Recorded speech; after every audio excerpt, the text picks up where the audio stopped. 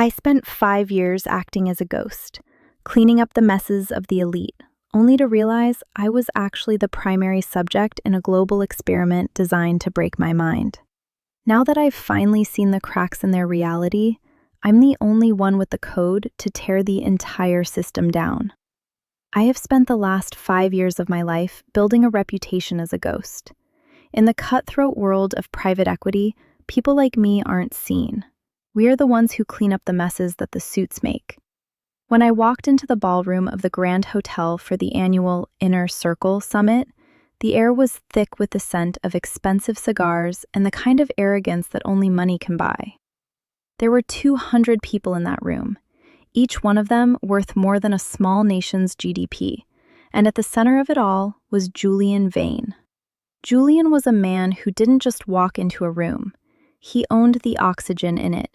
He was currently holding court near the buffet, his voice booming with a false sense of authority as he explained why his latest tech venture was going to revolutionize the global market. I stayed in the shadows, sipping a glass of lukewarm tonic water, watching him. He didn't know I was there. He thought I was just another hired hand, a glorified assistant or a waiter meant to blend into the wallpaper. He hadn't bothered to check the guest list, because men like Julian never look down. The tension in the room shifted when the board chair, an elderly man named Arthur with trembling hands, stepped onto the small stage. He was meant to announce the new partnership, a merger that would effectively give Julian control over half the region's logistics. But as Arthur leaned into the microphone, a heavy silence fell. The room wasn't just quiet, it was expectant. Everyone knew that Julian was behind the scenes, pulling the strings, pushing the logistics firm toward a collapse so he could scoop up the assets for pennies on the dollar. I saw my moment. I didn't care about the consequences anymore. I had spent months gathering the documentation, the digital paper trail that showed exactly how Julian had been funneling money through a shadow network to manipulate the board's vote. I had the files on my encrypted drive, files that would turn his glittering empire into a heap of ash. I started walking toward the stage. The crowd parted like water, confused by my audacity. I could feel the eyes of the elite burning into my suit, wondering who this nobody was. Julian saw me then. His smile didn't flicker, but his eyes narrowed. He recognized the look of a man with nothing to lose. As I climbed the 3 steps to the platform, Julian didn't shout. He didn't signal for security. He simply stepped in front of the microphone, his shadow looming over me like a guillotine. "Get off the stage, son," he whispered, his voice smooth as velvet but cold as ice. "You're in way over your head. If you value your future, your freedom, and your skin, you'll turn around, walk out that door, and never speak a word. Shut up and disappear, or I'll ensure you spend your remaining days behind bars for a manufactured charge that will make you wish you'd never been born." He leaned in closer, his cologne masking the metallic scent of impending disaster. "I have the reach to frame you for a serious criminal accusation involving illegal weapons or even bags of substances that will bury you under a mountain of paperwork until you disappear into a cell for a huge term. You aren't a player here. You're a bug under my boot. Shut up or I'll crush you." The room was deathly silent. Everyone held their breath, waiting for me to crumble, to apologize, to walk away like every other person who had ever dared to challenge Julian Vane. I looked him dead in the eye, feeling the weight of the drive in my pocket, the evidence of his entire corrupt machine. I realized then that he wasn't just arrogant, he was terrified. He was sweating under those heavy studio lights, his composure just a thin veneer holding back a tidal wave of truth. I ignored his warning. I reached past him, pushed the microphone toward my mouth, and the speakers let out a sharp, piercing whine that silenced the whispers in the hall. Julian grabbed my arm, his grip bruising, but I didn't flinch. I turned to the audience, the faces of the most powerful people in the country staring back at me. "Ladies and gentlemen," I began, my voice steady, amplified by the massive sound system. You've all been wondering why the logistics firm has been failing for the past 18 months. You've been told it was a market correction. But Julian hasn't been correcting the market. He's been bleeding the company dry to fund an illegal operation that will trigger an internal security review by this time tomorrow. Julian lunged for the cord, but I had already triggered the remote in my hand. Suddenly, the massive LED screen behind us flickered to life. Instead of the polished presentation he had prepared, the screen began cycling through scanned bank statements, intercepted emails, and wire transfer logs, all leading back to his private offshore accounts. The room erupted into a cacophony of gasps, shouts, and frantic typing on phones. Julian's face went pale, a sickly shade of gray that drained the life out of him. He stepped back, losing his footing for a split second, his world fracturing in real time. He looked at me, not with rage anymore, but with a hollow, desperate realization. He leaned in one last time, his voice a frantic hiss. "You think you've won? You've just signed your own death warrant. The group I work for doesn't forgive, and they certainly don't forget." He turned to run, but he stopped dead in his tracks. Two men in dark, tactical gear were standing at the ballroom entrance. They weren't hotel security. They were from the internal security office, and they were looking directly at him. As they began to move through the crowd, I saw a familiar face behind them, someone I hadn't expected to see for years, someone who knew exactly what Julian had done. I realized then that this was never about me challenging a millionaire. It was about the setup I had orchestrated to draw them all into a trap. And as the internal security agents reached the stage, the heavy double doors at the back of the hall slammed shut, sealing us all inside. The silence that descended upon the ballroom was heavier than the crystal chandeliers hanging above us. The double doors didn't just close. They locked with an audible, heavy click that resonated through the floorboards like a heartbeat. The elite guests, the titans of industry, the financiers, the men and women who thought they bought and sold the world, were now trapped in a space that had just become a cage. Julian's face had lost all its color. He looked like a man who had seen his own ghost. He didn't look at the agents approaching the stage. He looked at the screens. His entire life's work, the labyrinth of shell companies, the offshore accounts, and the hidden ledger of his illegal transactions were scrolling in high definition for the entire room to witness. It was a digital suicide note. "You don't understand what you've done," Julian whispered, his voice trembling now. He wasn't talking to me anymore. He was talking to the void. "You think you're a whistleblower? You're just a pawn. You think this is the end of me? This is the end of everyone in this room.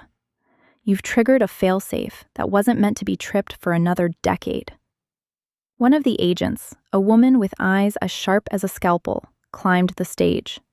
She ignored me entirely, locking her gaze onto Julian. She held a tablet in her hand, the screen glowing with a red notification that seemed to make the very air vibrate. "Julian Vane," she said, her voice monotone and chillingly professional.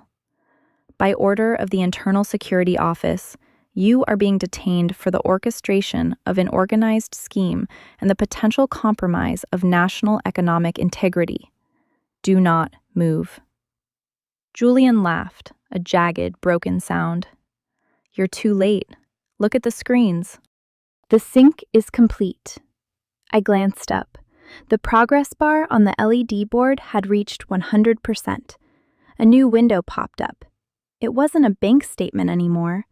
It was a live map of the financial district, with red dots illuminating the headquarters of every major firm represented in this room. My heart stopped. I hadn't uploaded this. I had no idea what this was. "What is that?" I demanded, turning to Julian. He grinned, showing teeth that looked stained with the realization of his impending destruction. "That is the cost of your righteousness. You wanted the truth? You've got it." The moment that data was broadcasted, the encrypted nodes in our network triggered a sell-off command across the global indices. Within minutes, the market won't just crash, it will be erased. Your little stunt didn't just expose me. It destroyed the foundation of the currency you think you're protecting. A roar of panic started to rise from the crowd.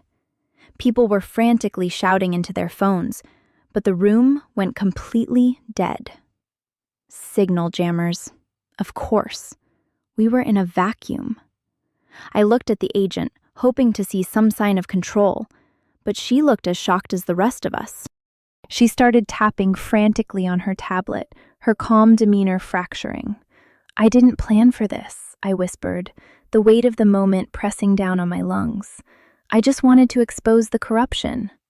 Julian stepped back, closer to the edge of the stage, his eyes darting toward the exits. "Corruption? This is global, kid. You pulled the thread and the whole sweater is unraveling. You're not the hero of this story. You're the reason the world is about to go dark." Suddenly, the house lights flickered and died. The only illumination came from the LED board, which was now flashing a countdown. 4:59, 4:58, 4:57. The woman from internal security grabbed my arm, her grip like a vice. "You," she barked. "You're the only one who has the root access to the files you uploaded. If you don't stop that sequence, we don't have a chance to recover the data. If that clock hits 0, the backup servers for the entire city's infrastructure will purge." I felt the blood drain from my face. I looked at my tablet, the one I had used to project the evidence, and saw a string of code I didn't recognize. It was malicious, complex, and rapidly devouring the security protocols. "I can't," I stammered, my fingers hovering over the glass. "I don't know how to stop it. It's not responding to my commands." Julian's laughter echoed in the darkness, growing louder, more unhinged. "You're not the only one who had a plan, you idiot. I knew someone would come for me eventually. I built a contingency. You played right into it." The doors at the back of the ballroom suddenly burst open. A wave of men in black, tactical gear poured in, but they weren't wearing the insignia of the Internal Security Office. They wore masks, and their weapons, illegal instruments of terror, were leveled directly at the stage. They weren't here to arrest Julian. They were here to ensure that no one left the building alive. The woman beside me drew her own weapon, her eyes fixed on the invaders. "Get down!" she screamed, shoving me behind the lectern. As the first volley of shots rang out, echoing like thunder in the enclosed space, I saw something that made my blood run cold. One of the masked men stepped forward, his eyes locked on mine, and he pulled down his mask.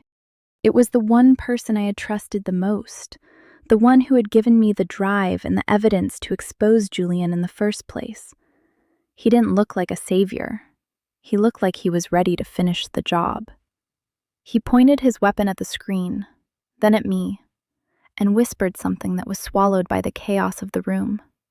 But I knew exactly what he said. The trap wasn't for Julian. The trap was for me.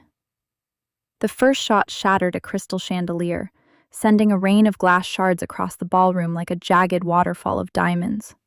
I hit the floor, the polished wood cold against my cheek, my ears ringing from the deafening roar of weapons being fired in a confined space. Screams filled the air, the high-pitched, desperate cries of the ultra-wealthy, realizing that their net worth meant absolutely nothing in the face of absolute violence. "Don't move!" the agent beside me roared, her weapon leveled at the man who had been my only ally until 30 seconds ago. My mentor, the man who had coached me through the entire operation, the man who had handed me the evidence on a silver platter, was now standing among the chaos with a look of chilling indifference. He wasn't aiming at the security agents. He was scanning the room, his eyes searching for someone or something I couldn't identify. "Elias!" I shouted, though my voice was a pathetic squeak against the cacophony. "Why? Why did you give me the drive? Why did you lead me here?" Elias didn't even blink. He adjusted his grip on his weapon, his gaze lingering on the flickering countdown screen. "You were the perfect delivery system, kid," he shouted over the din, his voice devoid of the warmth he'd shown me for months. "Julian was an obstacle, but you were the ultimate distraction. The internal security office needed a reason to clear this room, to lock the doors, and to isolate the network. You provided that." The woman beside me, the agent, kicked a heavy catering table over, using it as a barricade. She pressed her radio to her ear, but all that came out was static. "They've completely severed our comms," she hissed, her face taut with adrenaline. "They're not just trying to kill us, they're trying to erase the evidence from the servers. If they destroy the core, we have no record of what Julian, or whoever is pulling his strings, actually did." The countdown dropped to 2:15. 2 minutes and 15 seconds until the city's infrastructure folded. "If that clock hits 0, I said, my heart hammering against my ribs, everything goes dark. The city's power grid, the banking records, the records of these people's assets, it all vanishes. Why would they want that?" "Chaos is the best cover for a total buyout," Elias shouted, moving toward the stage with predatory grace. "The chaos of the crash will allow them to buy the ruins for cents on the dollar and reconstruct the system from the inside. And you, my friend, are the designated scapegoat for this criminal scheme." I looked at the agent. She caught my eye, and for a split second, I saw a flicker of something that wasn't just professional detachment. It was a plea. "Do you have a back door?" she asked, her voice barely audible over the next burst of gunfire. "You built the initial upload script. If you can inject a neutralizing code, you might be able to halt the purge, but you have to get to the console on the main terminal." "The main terminal is at the center of the stage," I pointed out, gesturing to the open ground between us and the control panel. Elias was standing right in front of it, acting as the sentinel for the destruction. "I'll provide the cover," the agent said, checking her magazine. "On my mark, you sprint for the console. Don't look back, don't stop for anyone. If you make it, you upload the kill switch. If you don't, well, you'll be the one they pin the entire investigation on when the dust settles." I took a deep breath, the taste of ozone and gunpowder coating my tongue. I watched as the masked men began to systematically move through the room, silencing anyone who tried to make a break for the exits. They weren't just radicals, they were professionals, a well-organized group trained for exactly this kind of surgical strike. "Mark!" she screamed. She rose from behind the table, letting out a barrage of suppressive fire toward Elias and his men. I didn't think, I ran. My feet pounded against the floor as I scrambled toward the stage. The world slowed down. I saw a masked man turn his weapon toward me, but a stray shot from the agent caught him in the shoulder, spinning him around. I dove for the stairs, my hands scraping against the wood as I scrambled up toward the console. Elias saw me. He didn't look angry, he looked disappointed. He raised his weapon, his aim steady, not moving, not rushing. He had all the time in the world. "I told you, kid," he whispered, his voice somehow carrying through the chaos. "This was always the outcome." He pulled the trigger, but at that exact moment, the ballroom's massive, ornate chandelier, shattered by the initial firefight, finally gave way. With a sickening groan of straining metal and snapping cables, the several-ton monstrosity detached from the ceiling, plummeting directly between me and Elias. The floor shook as the chandelier smashed into the stage, creating a wall of fire and debris that blinded everyone. I skidded to a halt, the heat blistering my skin. I was inches from the terminal. My hands shook as I reached for the keyboard. I began to type, my fingers flying over the keys as I attempted to override the system. But as the code scrolled across the screen, I realized with a jolt of pure horror that the security protocols had been updated while I was running. The screen turned bright red, and a message flashed in bold block letters. Access denied. User identified as Subject 0. Suddenly, the screen went black, and then a video feed popped up. It wasn't the market data. It was me. A live, high-definition feed of me standing at the console, taken from a camera hidden inside the monitor. And behind me, reflected in the dark glass of the terminal, I saw a figure stepping out from the smoke of the collapsed chandelier. It wasn't Elias. It was the man who had been my primary contact at the internal security office, the man who had sent the agent to protect me. He held a silenced weapon leveled at the back of my head, and he smiled. "You've done exactly what we needed, Subject Zero," he said, his voice cold and devoid of life. "Now hold still. The cleanup crew is here to ensure the official report matches our narrative." As he pressed the cold steel of the weapon against my temple, the countdown hit 00:05. The room went silent. And then, everything exploded. The world didn't just turn black. It turned into a vacuum of sound, pressure, and blinding white light. The explosion, not a blast of fire, but a pulse of pure, high-frequency kinetic energy, shattered every pane of glass in the ballroom. I was thrown backward, my body slamming against the heavy mahogany casing of the stage's main terminal. For a heartbeat, there was no gravity. Then, I hit the floor, hard. I gasped, my lungs burning, tasting copper and dust. The man from the internal security office, my supposed protector, was gone, blown back into the darkness by the sheer force of the pulse. Above me, the LED screen was no longer red. It was flickering with a pale, rhythmic blue light, like a dying star. The countdown had vanished. In its place were only 3 words: "Initiating system reboot." I scrambled to my feet, my vision swimming. The ballroom was unrecognizable. The elegant, velvet-draped walls were shredded, the chandeliers were ruins, and the air was thick with smoke and the smell of ozone. The silence that followed the pulse was even more terrifying than the chaos that had preceded it. The screams had stopped. The gunfire had ceased. I looked around for the agent, the woman who had tried to save me. She was slumped against the overturned table, alive but unconscious, her weapon lying inches from her hand. I looked for Elias, but he was nowhere to be seen. He had vanished into the shadows, a ghost within the machine, leaving me to face whatever was coming next. I lurched toward the terminal. The screen was still displaying the reboot sequence, but now a progress bar had appeared. 10%, 20%, 30%. It wasn't clearing the system. It was installing something new. A voice, synthesized and cold, began to emanate from the ballroom's integrated sound system. It was a rhythmic, repeating code, a stream of binary being read aloud in a monotone that made the hair on my arms stand up. "Unauthorized access detected," the voice announced, resonating through the floorboards. "Identity verified. Subject 0. Sequence. Permanent deletion of records initiated. All associated assets will be purged in 60 seconds.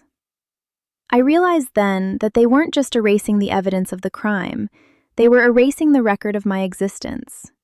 My bank accounts, my property deeds, my legal history, my identity. Every thread that tied me to the human race was being untangled by the digital ghost that had taken over the room. I was becoming a non-person. I grabbed the tablet from the stage floor, desperate to find an exit point, a way to stop the purge before my life was wiped from every server on the planet. I tapped the screen, and my blood turned to ice.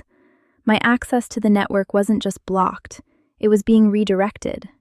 My own digital signature was being used to authorize the very destruction I was trying to prevent. I looked up, and my heart stopped. Through the haze of smoke, the heavy double doors at the back of the ballroom creaked open. They didn't open to the hallway of the Grand Hotel. They opened to a void, a corridor that seemed to stretch into an infinite, featureless space.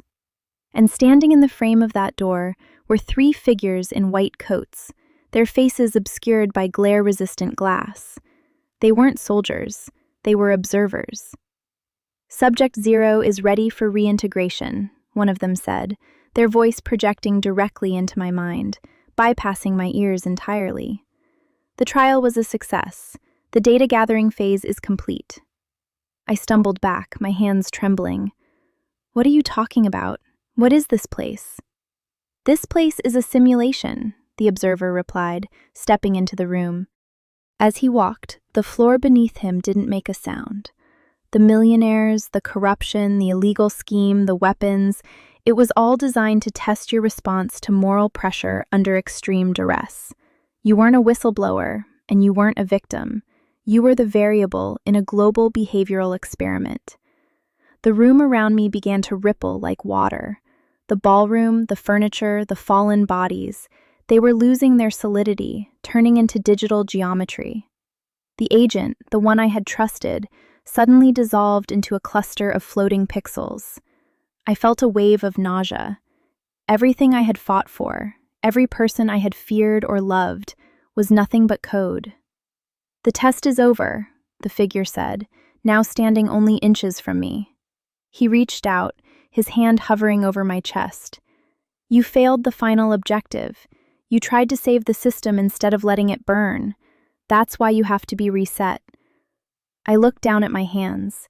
They were translucent, the skin glowing with the same pale, rhythmic blue light as the terminal.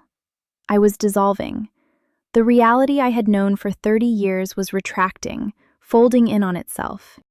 "Wait!" I shouted, reaching out to grab him, but my hand passed through his shoulder like smoke. If this is a simulation, then who am I? If you wipe me, what is left?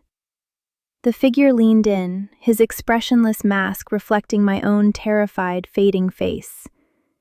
That is the question you were supposed to answer, Subject Zero, but you never will. He pressed a single button on a device in his hand.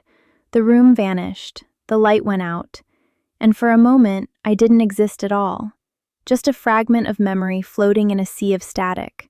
But then a flicker of light returned. I wasn't in a ballroom anymore. I wasn't in a simulation. I was strapped into a chair in a room so white it hurt to breathe, and across from me, the door was opening, and someone was walking in with a clipboard, looking at me with the exact same expression of clinical interest I had once had for my own targets. "Patient 402, the newcomer said, checking his watch. "The simulation was interrupted at the critical juncture. Did we extract the data, or are we going to have to run the cycle again?" I looked at him, my mouth dry, my brain reeling.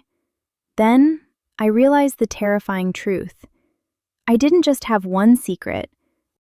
I had been through this conversation before, and if I didn't get out now, I was going to be stuck here until the end of time. The white room was surgical in its sterility.